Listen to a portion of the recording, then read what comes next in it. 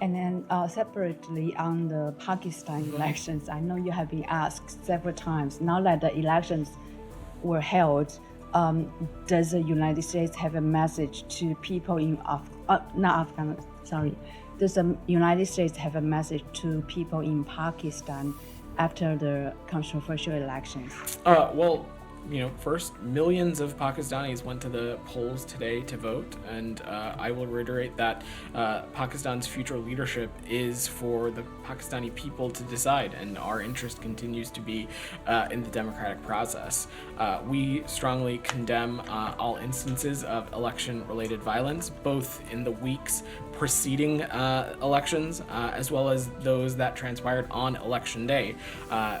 These kinds of election-related violence, we believe, affected a broad range of political parties across Pakistan. It impacted polling stations, election officers, as well as the election commission. And as you heard me say earlier in the week, we are concerned about the restrictions on the exercise of freedom of expression. We are tracking reports of restrictions on internet and cell phone access across Pakistan on polling day. And we, along with the international community, will continue to emphasize the importance of democratic institutions, a free press, a vibrant civil society, and expanded opportunities for political participation of all of Pakistan's citizens. But I'm not going to get ahead of any of the other official election results, so I'm not going to comment on this any further.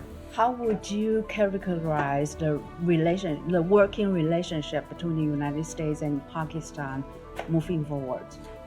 Look, you heard me say is that what you heard me say is that when it comes to Pakistan's leaders, that is for the people of Pakistan to decide. Our interest is in the democratic process, and we are interested in taking the appropriate steps to continue to foster our relationship, our partnership with the government of Pakistan, whatever it should be. Sure, go ahead. So, following up on Pakistan, thank you for taking the question. So far, the preliminary results have Imran Khan's party, I think, at this point, with leading in 136 districts. That's 3 times the next closest one. You're now seeing reports in Pakistan of 2 separate things.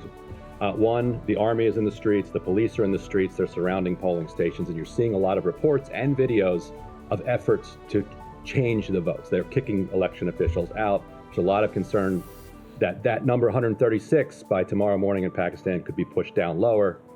Separately, you're seeing also surface in Pakistan an attempt by the kind of military-connected officials to take the independents who are associated with PTI and pressure them to join other parties. So even though Imran Khan's party might win a majority, after torture and bribery, you could have a different government take power. So you've, from the podium, stood up for free and fair elections.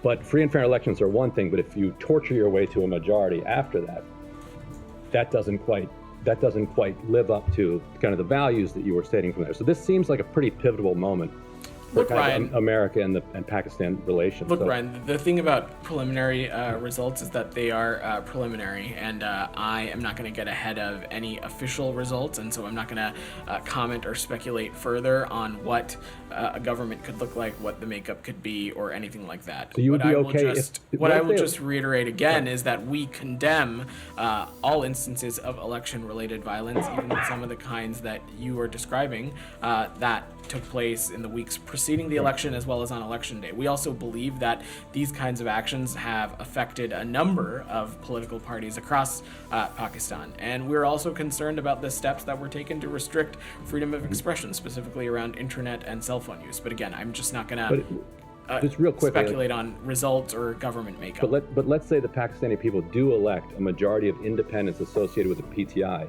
but then after a bunch of backroom negotiations, which are accompanied by reports of torture, all of a sudden there's another candidate that has a majority. Would that be okay with the United States? I'm not gonna you can't say that wouldn't be okay with the United States. I'm not gonna hypothesize on a made-up situation that you're just describing right now. We will, at some point, I have no doubt that the United States of America will comment on the official election results when they happen. But till then, we will defer to the electoral process, which we believe we take very seriously. Nick, go ahead. Can I come back to you? Go ahead. Thank you. During the last few days, we have seen a rise in the terrorism in Pakistan. Yeah. A couple of bomb blasts killing security forces and innocent people in Pakistan. Pakistani Foreign Ministry officials say that they have shared some evidence with the United States and some other foreign countries regarding the involvement of a neighboring country sponsoring terrorism in Pakistan. Do you have seen reports of what you want to say about the I don't have cooperation with I Pakistan? don't have any comments on that, and I would defer you to the government of Pakistan to speak further on that. I'm sorry I missed you earlier. Go ahead. Yeah. So, would the US accept the results of Pakistan election while they're being tainted by rigging, violence, torture? So again, I think I'm starting to sound like a little bit like a broken record on this, but we're going to continue to monitor the electoral process. We're not going to get ahead of any official results, and we want to see a process that took place in a way that allowed for broad participation, freedom of expression, peaceful assembly, and association. And there were some clear restrictions of the exercise of freedom that took place. Addressed some of those in speaking to Nike and Ryan's questions, specifically around internet and cell phone use, and those, of course, are concerning. We've also seen reports of election-based violence in the weeks leading up to this, as well as on election day.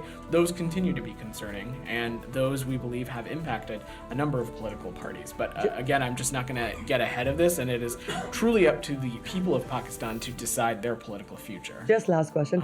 Some here do think that US has been apparently muted over human rights violations in Pakistan, but the focal point between bilateral talks or relations between US and Pakistan is the Pakistan military. So it doesn't really matter what's the outcome of the election is, because US prefers to deal with the Pakistan military. Is that true, that impression? I would certainly take issue with that characterization. We are interested in